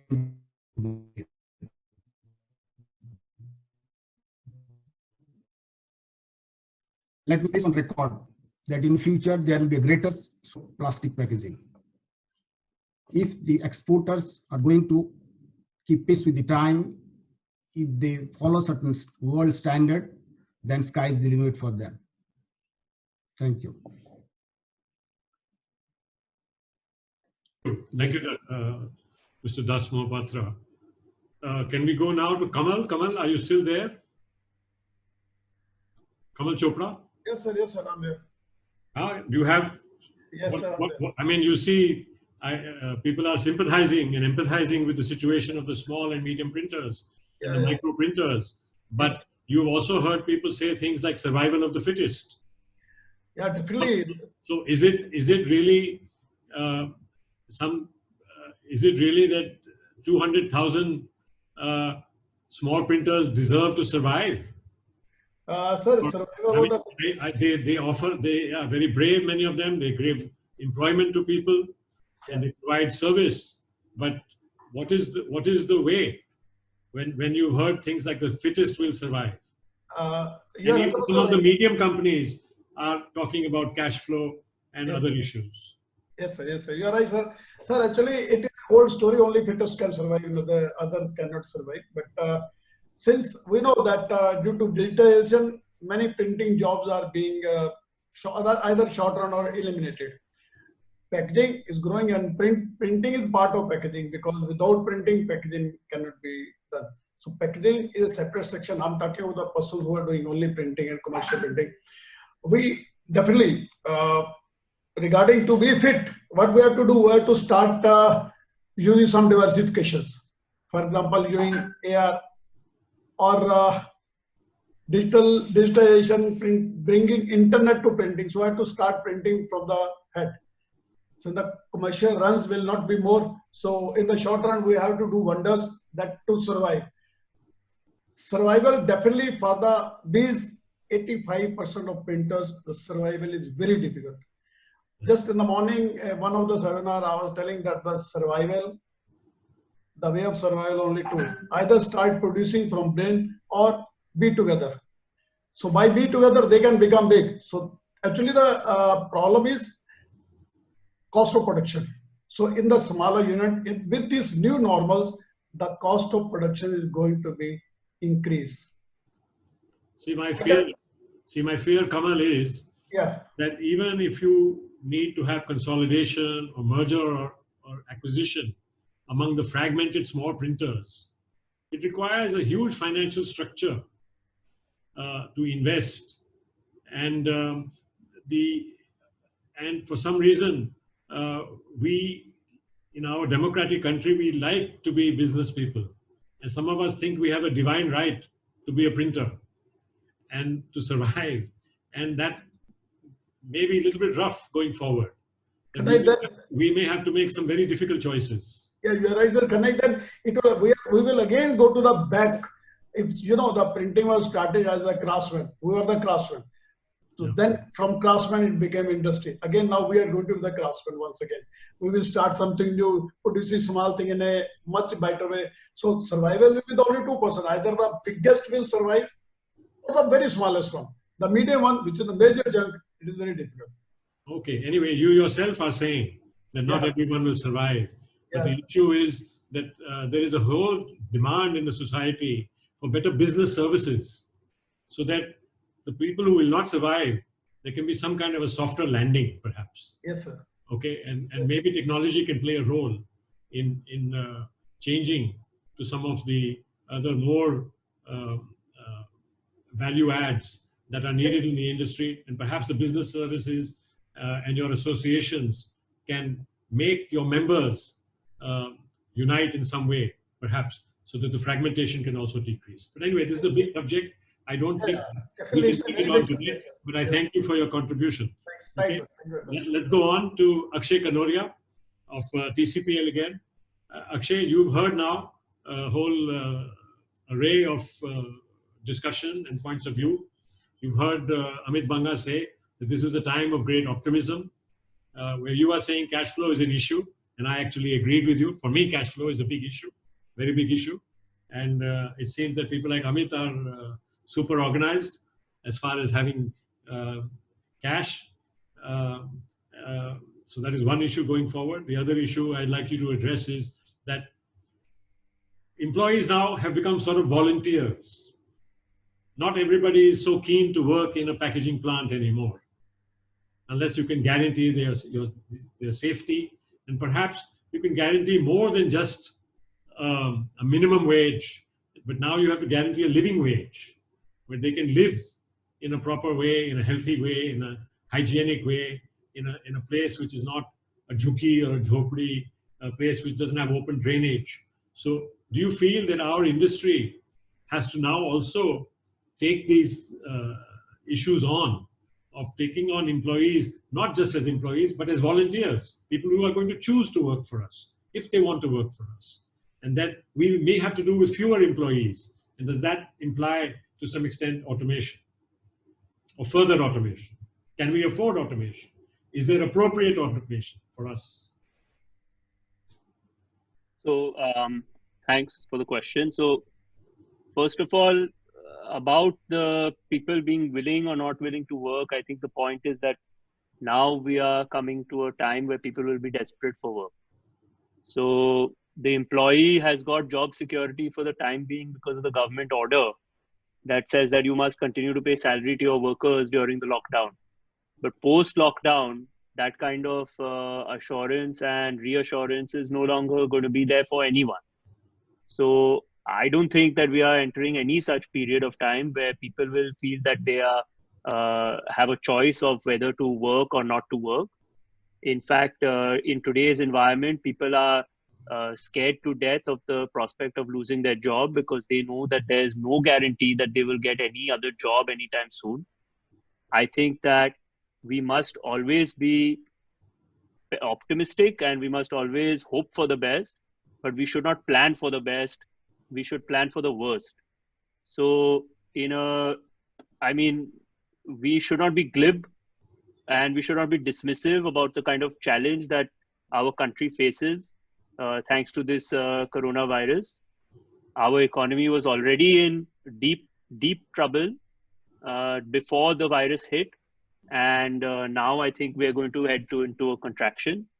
So I don't think we should plan to talk about not being able to get labor. I think that's not the problem. The problem is not about whether there is labor or not.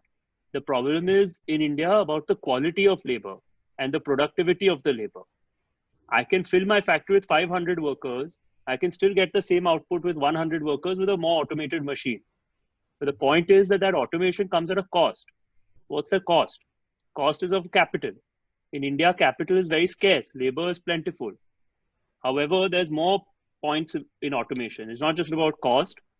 See, firstly, when you automate and you invest in a fancy machine that cuts the kind of labor utilization in half or by a third or by a quarter, firstly, you get a labor saving, but that labor saving never ever kind of justifies the machine cost.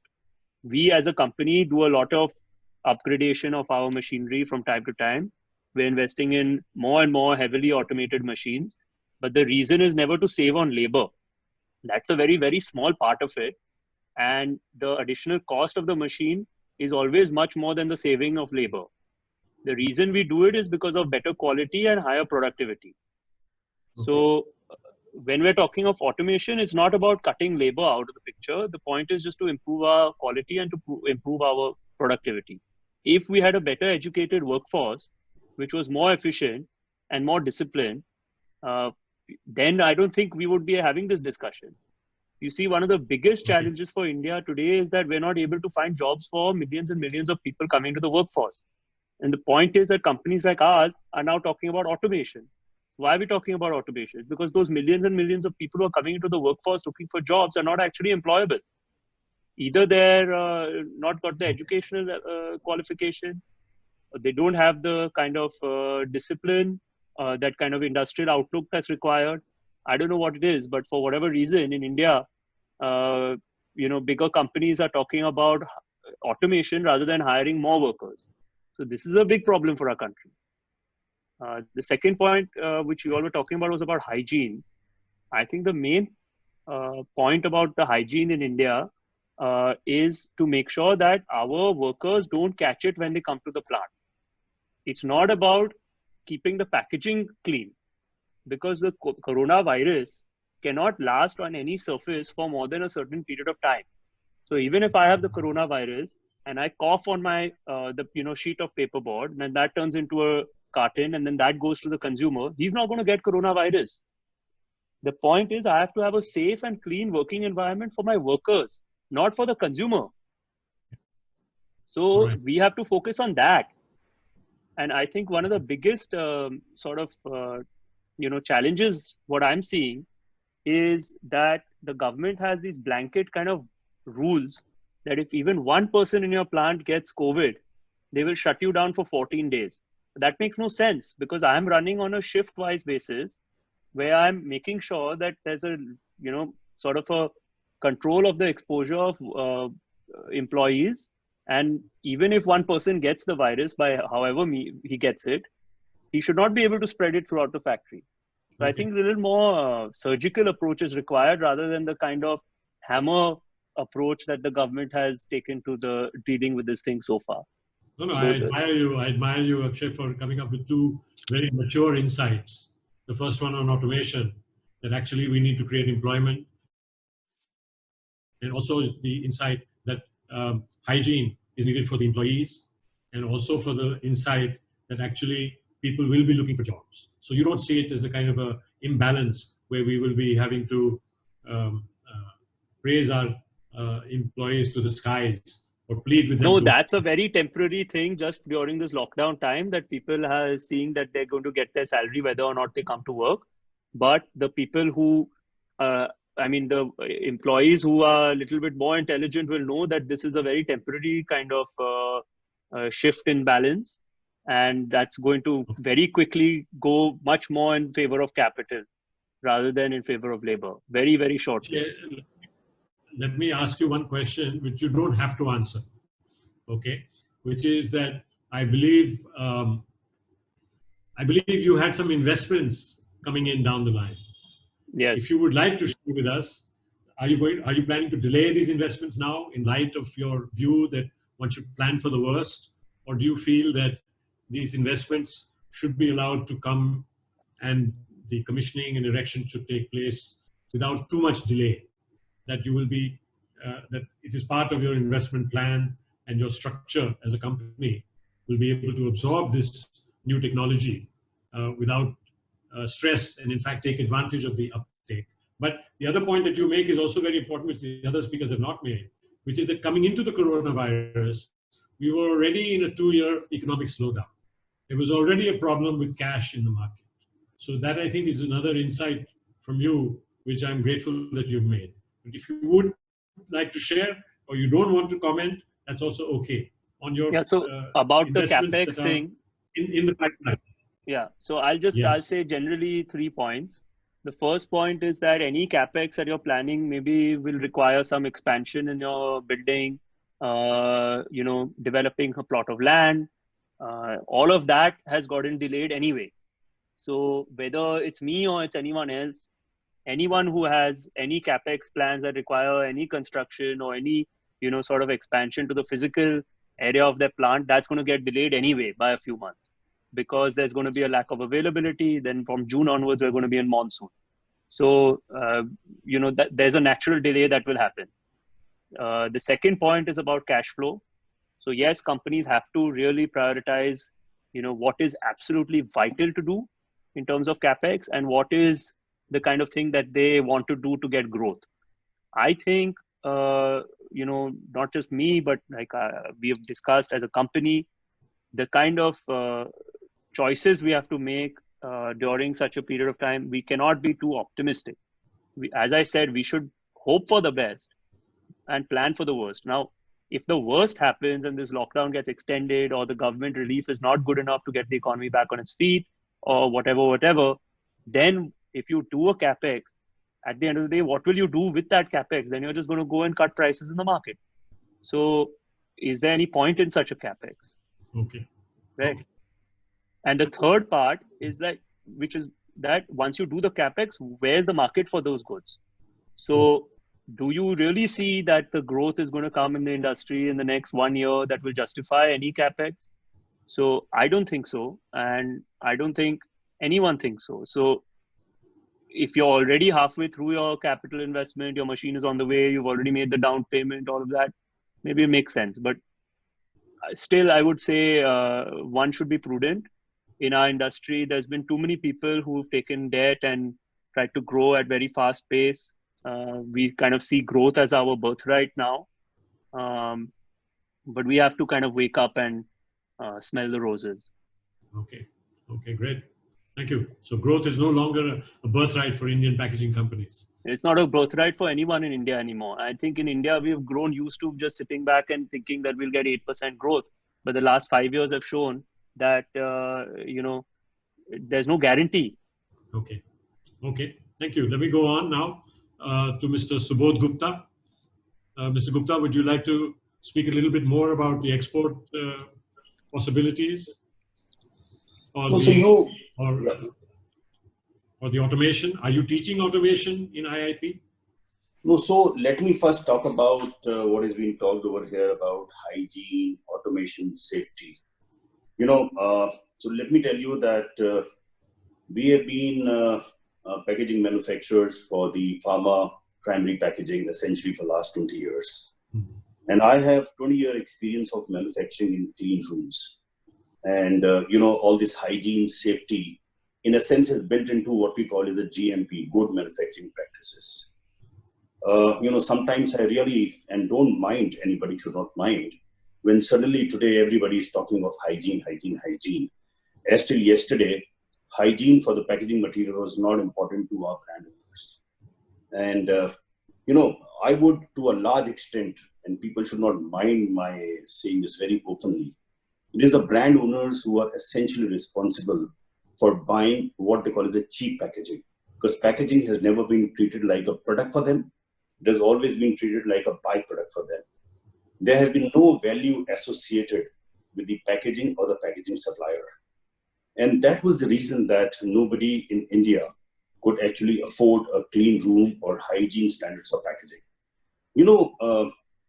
Again, like I said, I may say a few things which may be controversial, but we have followed dual standards for our domestic and for our export packaging. Whereby, in domestic packaging, we've been manufacturing with whatever methods we would follow. Like my earlier panelists have said that, you have labor which is not trained. And today people are saying how to clean your hands, what kind of, methods you follow. Believe me or not, we have been following these GMPs for 20 long years. Whereby not only it is about the clean room, not only about temperature control, air control, humidity control, or having air conditioning in manufacturing area. It's been also about the basic infrastructure. How do you do the dust control? How you ensure that there are no crevices or breakages on your, production floor. You need to have those SOPs of, cleaning up time to time. Not only that, both men entry and the material, finished goods, and the raw material entries, they are all regulated. When I say men entry has been regulated, we have followed, systems whereby people would change into the working clothes. They would have their, footwear, the work footwear separate. They would sanitize their hand. They would cover their head. They would have face masks. All this has been followed by us for the last many, many, many years. But we could do it because somewhere this product was for export market and the industry was ready to pay for it. Unfortunately, we had been following a very low standard for our domestic product. Now, one more thing I would like to say that today there is a situation where everybody is talking of hygiene, standards, all this come at a cost. Now, whether, we as human beings, our memory has a lapse and we normally need to forget, whether our brand owners are going to make this and build this into SOPs of our packaging companies, whether they are going to walk a little extra mile and pay to the packaging suppliers that extra cost that they will incur, I don't know. And automation, when you talk about the automation, let me tell you, automation does bring in hygiene, but it is not about only automation bringing in hygiene. Before me, Mr. Honorary said that automation comes at a cost. Yes, there is no ROI when we go for automation. And, automation will come when we have volumes. It does require, initial CapEx. With the packaging industries, which are largely SMEs, we have challenges. We have huge challenges of bringing in automation. They do help, the hygiene, but they're not everything. For really following hygiene standards in our manufacturing, so there are two things which are very important. One is the mindset of the entire community. When I mean by that, I mean employees, the buyers, the entrepreneurs, the employers, everybody around that has to understand how hygiene is important to them. Second is adaptability. It's very easy said than done that I made a certain SOPs. They need continuous training of the manpower. They need a lot of commitment coming from the management. Till such time managements are not committed, no hygiene practice, no good manufacturing practices can be, adapted into the systems. So it's very important, the clean room manufacturing in our industry is not new. Like I said, we have been practicing it for a number of years, but it has to be a both-way street. Both the processors and the brand owners have to accept that there's a cost to it. There is, a lot of effort which goes into it to maintain, and hence they also have to walk that mile, like I said. The point is taken. So this is my thoughts about. I think these are good insights, valuable insights. We have now only about 15 minutes left. I would like Dr. Saha and Amit Banga to wind up very quickly. Dr. Saha, very briefly, just sum up what you see, and Amit also very briefly, and maybe we can then invite 1 or 2 questions from the audience. I still believe we have more than 600 people online. Okay? Yeah. Dr. Saha? Yeah, Nareshji, as I told in the... Sorry to rush you. Yeah. As I told you in the first time that every problem, it emerges an opportunity. And I still believe that the pandemic COVID-19 is really going to give a big opportunity for the packaging industry. Mr. Kanodi, I was talking that the capex, whether the business would come or not, but I'm a firm believer that this is a country like India, which is an agrarian economic based and where we are depending on the food supply. Minister of Food Processing is talking that, yes, this is the only country which can become the food factory in the near future. And as I said that when you want to supply the food, you need a packaging material and packaging consumption and demand would come. The other important thing, I'm just talking about the hygiene. You say that someone has said about, Pankaj was talking about the cultural transformation. It's already done. COVID-19, if you take the positive side, COVID-19 has taught us many things. Our Honorable Prime Minister Narendra Modi was talking for the last 5 years, the Clean India or Skill India and everything. Nobody took it very seriously. COVID-19 has taught us how really we should keep ourselves clean, how best we can keep cleanliness to our surrounding. I believe his dream would be fulfilled about the COVID-19 because Clean India has already come. Okay. Hygiene, this is another challenge. Today, in this COVID-19 status, we have a big challenge about the supply chain of packaging material. And my personal perception, the post-COVID-19, there will be a big challenge, which is a hygiene challenge of the packaging material. Subodh was talking about the Clean India. Yes, his company, I have seen personally, he's the only company or few packaging industry who has considered that packaging itself is a product. It's not really a byproduct. But many companies, they don't feel that, yes, it's a byproduct. Many people don't consider it as a product. So the hygiene, if you really talk it about, that would come post-COVID-19, definitely to come. I say another point to highlight, we always say that packaging is driven by the consumer. What would happen after June or after July or August when the coronavirus-free India will come? The modern consumer who would be looking and demanding for the hygienic product. They will not accept any product. I really presume that there will be huge growth of the packed food would come. And there would be a supply chain. Today we are talking supply chain. There will the demand would come. How best I can supply and hygienically cook food at home, ready to eat food. That demand would emerge and that would be coming. Someone has talked about the plastics. I think Amit Banga was talking the flexible plastics, and we are talking about sustainable and all. I feel there is a demand is coming by the consumer in order to maintain the hygienic, the disposable packed food would be coming. The disposable packet, whether it would be made from plastics or they're made from paper or made from any biodegradable material or made from composite or whatever.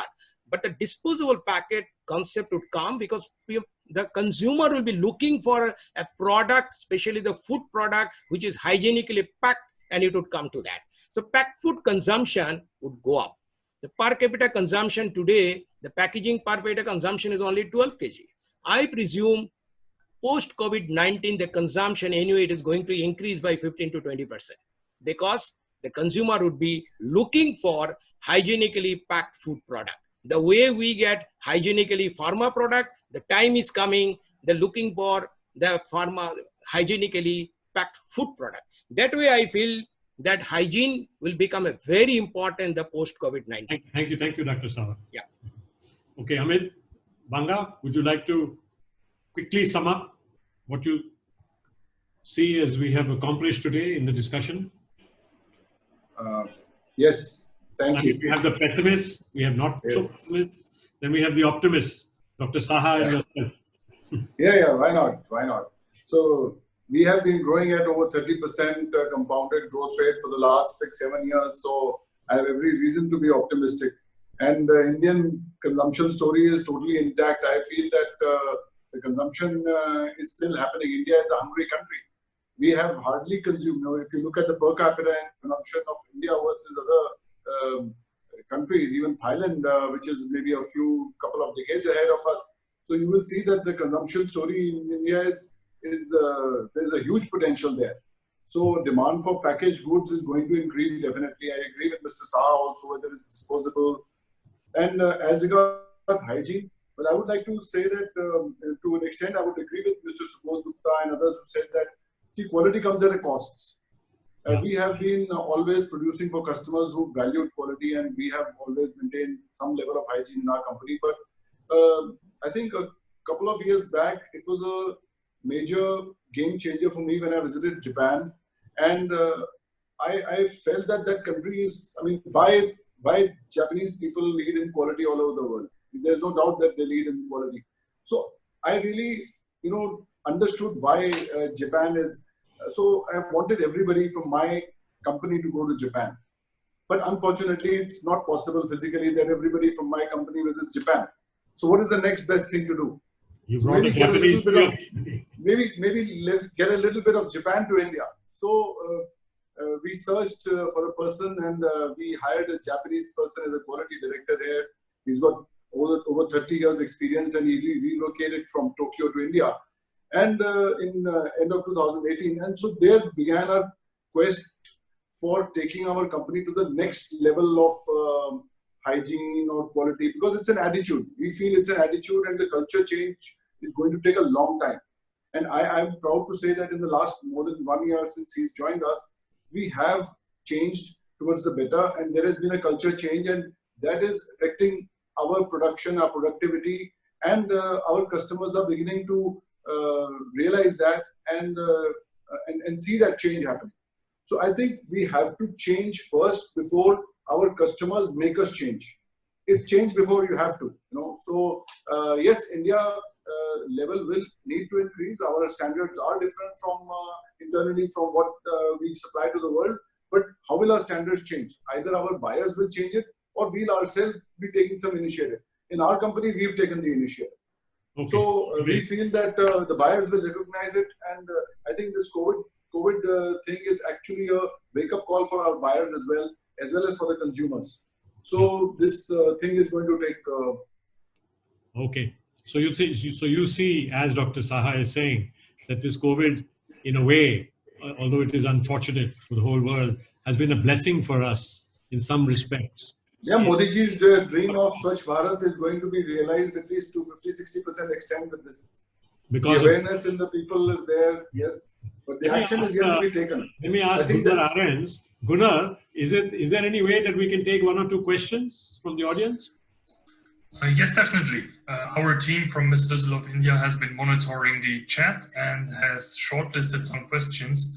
I would unmute the colleague so he can maybe direct those questions to you.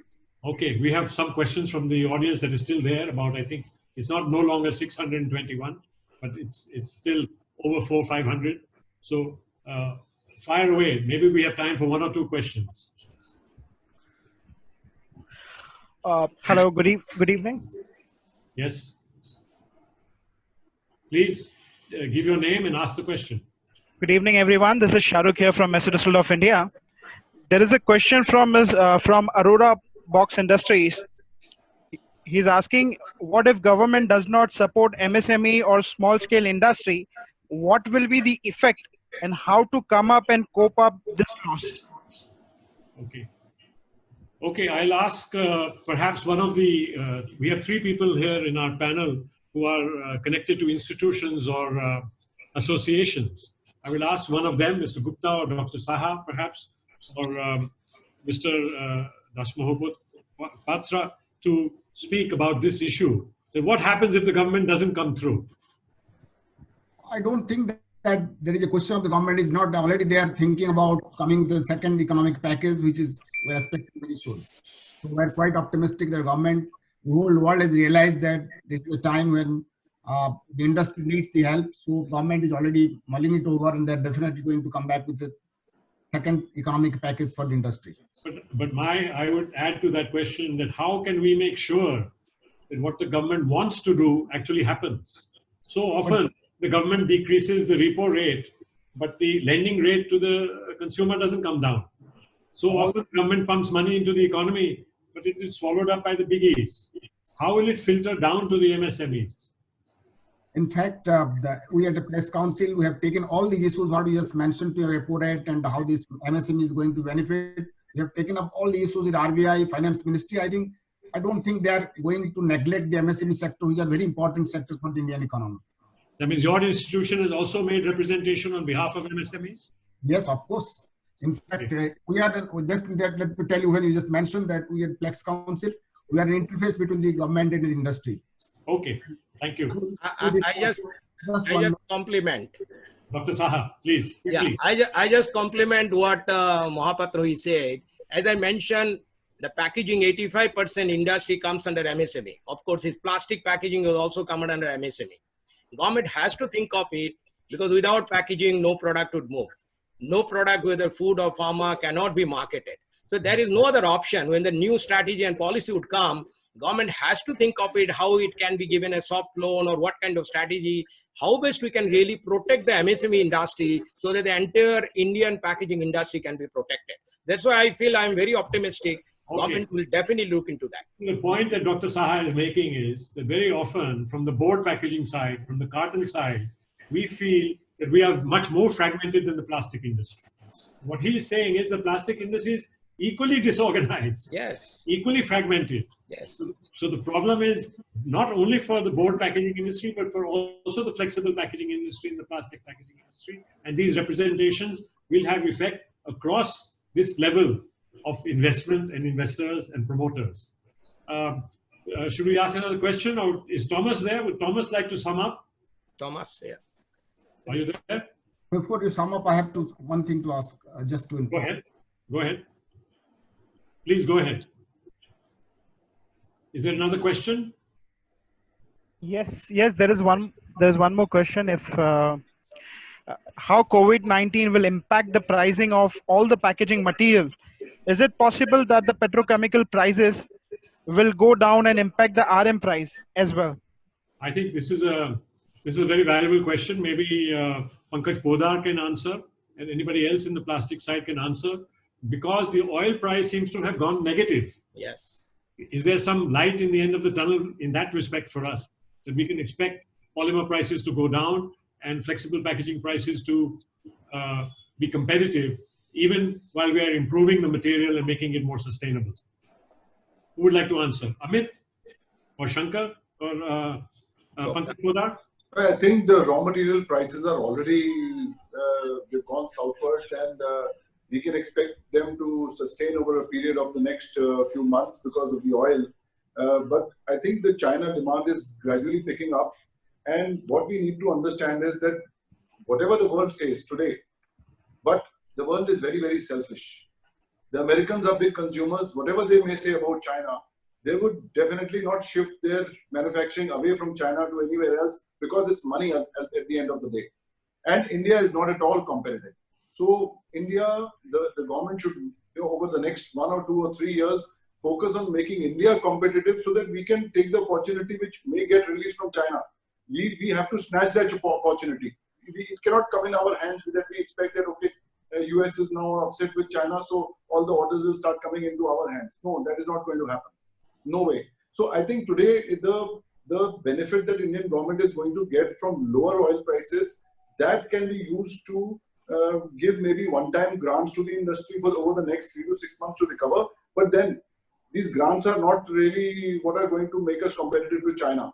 We need to look at a longer-term intervention from the government, so that India becomes really competitive in the world, and a Make in India story really becomes true and replaces some of the Chinese manufacturers. But in some respects, Amit, the flexible film industry, the plastic industry in India has been resilient as far as the Chinese. We have withstood some of the pressure in the flexible packaging industry. Is Pankaj... So flexible packaging industry is a service industry, so you have to be local. The reason we've withstood is only because we print every day and we supply to on a 7 days or a 14-day or a 21-day lead time, which cannot happen from overseas. With Jindal Polymer and Cosmos and others, we are also major exporters. Is Pankaj Podar there? Would you like to add something quickly, Pankaj? Yeah. So see, what I feel is that polymer prices should continue to come down till the time the oil prices remains low. in the short term, I expect that the packaging prices should go up, because whosoever is able to supply that in the short term, they should be able to get some advantage over others. Okay. Having said so, once the things start pulling back, then maybe the prices should stabilize. But I do expect that the reasonable margins can be made over next few months. And then once everything stabilizes, perhaps there could be a pricing pressure again. But I expect that in the medium term, in the short term, the margin should remain reasonable for the industry. Okay. Thank you. I think we should wind up now. And I would like to thank all of our panelists. I believe what we've had is, to me, I was a little bit worried, frankly, about what the quality of the discussion would be. But I find that the quality of contributions has been fairly high and insightful. And that people have contributed from their varied experience. We've not repeated ourselves too much. So I would like to thank you. I would like to thank the audience. I think it's quite forbearing of them to stick around for 90 minutes and to have tolerated us. But I think it has been quite a meaningful attempt in a difficult situation for the industry to show that it can work together, that it can discuss some serious issues at a fairly good level and present perhaps a united view to the powers that be, and with some fairly clear objectives and some clear requests to the government, clear requests to the brand owners, etc. So I would like to thank. There's one request. Would you like to speak? Gupta, go ahead, please. Yeah, go ahead. Mr. Khanna? Yes.